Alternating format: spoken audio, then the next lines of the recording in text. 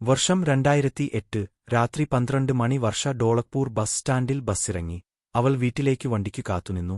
രാത്രി ഒരുപാട് വൈകിയതുകൊണ്ട് അവൾക്കവിടെ നിന്നും വാഹനമൊന്നും ലഭിച്ചില്ല. വാഹനമൊന്നും ലഭിക്കാത്തതുകൊണ്ട് തന്നെ അവൾ വീട്ടിലേക്ക് നടക്കാൻ ആരംഭിച്ചു. നടന്ന് കുറച്ചു ദൂരം പിന്നിട്ടപ്പോൾ അവളുടെ മുന്നിൽ 4 പുരുഷന്മാർ വന്നുനിന്നു. അവരുടെ കൈയിൽ ബിയർ ബോട്ടിൽ ഉണ്ടായിരുന്നു. ആ സമയത്ത് അവളെ അവിടെ കണ്ട അവർ അവളോട് മോശമായി പെരുമാറാൻ തുടങ്ങി. ഭയന്ന അവൾ അവരിൽ നിന്നും രക്ഷപ്പെട്ടു ഓടാൻ ശ്രമിച്ചു. അവൾ ഓടാൻ തുടങ്ങുമ്പോഴാക്കും അവരിൽ ഒരാൾ അവളുടെ കൈയിൽ കയറിപ്പിടിച്ചു. മറ്റൊരാൾ അവളെ ക്ലോറോഫോം ഉപയോഗിച്ച് ബോധം കെടുത്തി. അവൾ കണ്ണ് തുറന്നു നോക്കിയപ്പോൾ മാലിന്യകൂമ്പാരത്തിൽ ആയിരുന്നു. നേരം വെളുത്തിരുന്നു. എന്താണ് സംഭവിച്ചതെന്നറിയാതെ അവൾ ചുറ്റും നോക്കി. വസ്ത്രമാകെ കീറിപ്പറഞ്ഞിരിക്കുന്നു. ദേഹമാകെ മുറിവും ചാതവും.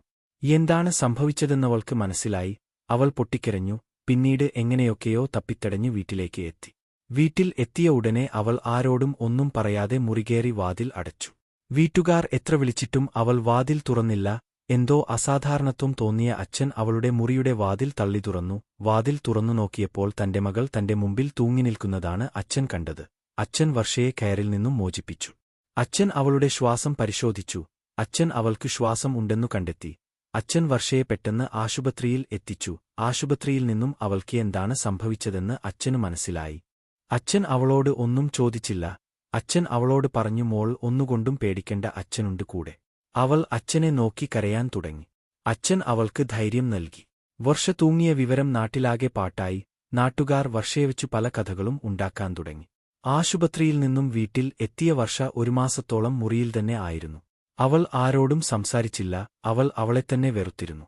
പെട്ടെന്ന് ഒരു ദിവസം അവളുടെ മനസ്സിൽ പ്രതികാരത്തിന്റെ കനൽ ആളിക്കെത്തി. വർഷ അച്ഛനോട് പറഞ്ഞു, അച്ഛാ, എനിക്ക് പ്രതികാരം ചെയ്യണം. അവൾ അച്ഛനോട് അന്ന് നടന്ന കാര്യങ്ങളൊക്കെ പറഞ്ഞു.